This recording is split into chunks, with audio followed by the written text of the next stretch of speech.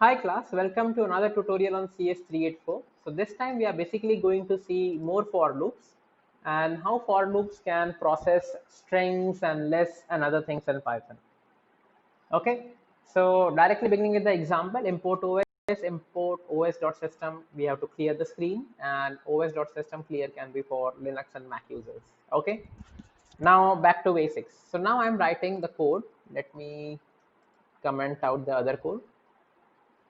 So see, I'm saying for a letter, as we saw in the previous example, for x in range 6. So what happens? X iterates, just like I equal to 1, I less than 10, I plus plus, I iterates over the loop. So my variable name here is letter. Okay. So for letter in Python, so what happens when Python's for loop is very powerful and it identifies what is it that it is processing. See, when it was the range of 6, so it processed one element by one element, 0, 1, 2, 3, 4, 5. When it sees that it's a string, it will process character by character because the smallest unit of a string is character. And this letter can be anything. I can just keep it x. If you want to avoid the confusion, let us keep as x only. Okay, now let us run the code. So see what happens. Current letter is P.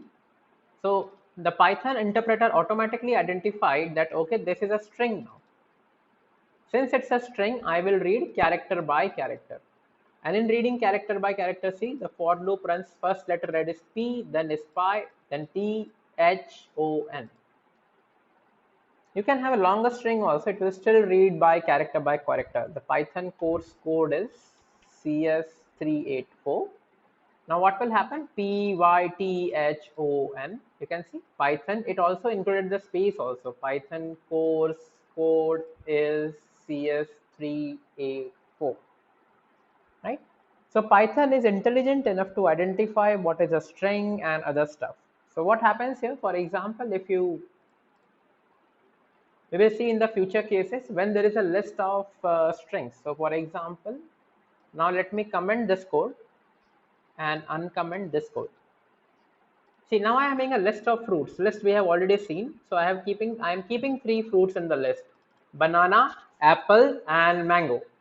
When you keep these 3 elements in the list, although these are also strings like the previous case, but you see the whole strings are a part of the list, right?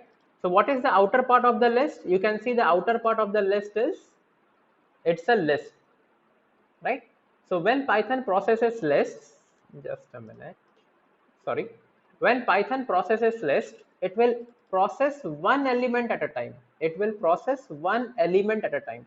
So just let us see the output for this. So current fruit, let me keep it x only so that you don't get confused.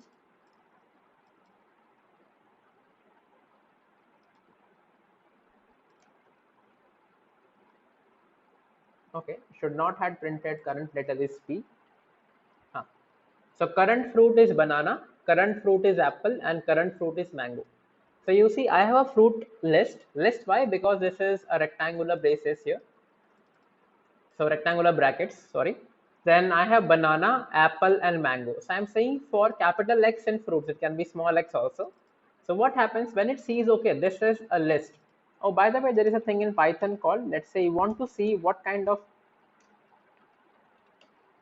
thing a variable is, what data type it is, right? So fruits is my variable and I'm printing type of the variable name. So now it will give me what is the type. So it says class list. So that is how I come to know whether the variable type what it is. So here the fruits variable is a list type. So whenever Python encounters a list, we have already seen examples on list, it will process one element of the list at a given time. Okay, so first it processed banana, then it processed apple, and then it processed mango. Okay, so a common way to write things, this is not a rule, okay, but just to make the printfs and coding more pretty. So instead of keeping x in Python, there is a kind of concept what we say. So we have defined fruits, right? This is with plural, you can see it is s having in the end. So what are these? These are individual fruit, right? So in the for loop as a variable, we use the individual names, okay, as a part of processing the for loop. Just for reference only, I would say this. not a fixed rule. As I saw, you can use even X or any other valid variable name. Okay, so now let us close this.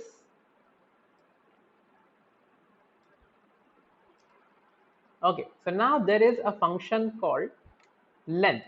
What does length give? We have seen in string, length gives the length of a string. So for example, I have fruits, so I'm printing length of fruits. So what is the size of this list? First element, second element, third element. So the length will basically contain the total length of this list, which is nothing but 3. So now what I do, I say for index, right, in range, and I'm giving the length function. So let us just see the output of it and then we will understand. And let me have a good printf statement for you.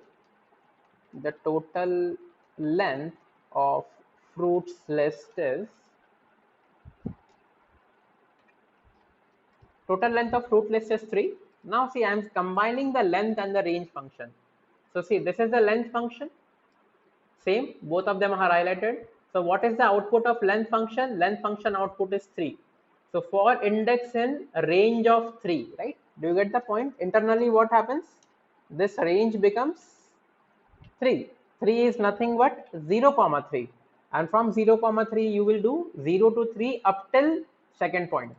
So what is that you are printing? Fruit of index. So how will index verify? Index will first be 0, then be 1, and then be 2.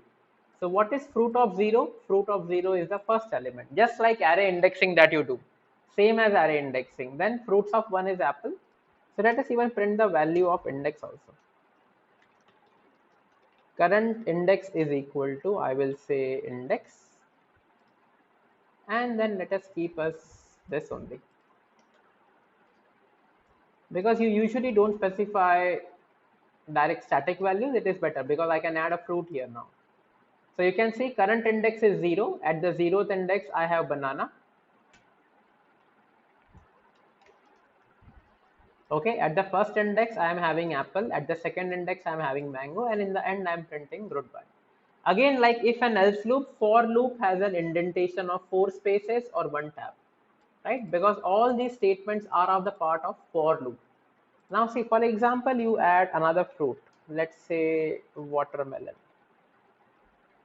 Now what will happen? What will be the range of the length of the list is 4. So just run the code. So length of the list is 4. So finally the third element becomes the watermelon. So this is how the for loop works. Initially we saw the for loop for numbers and strings. Now this is for basically lists.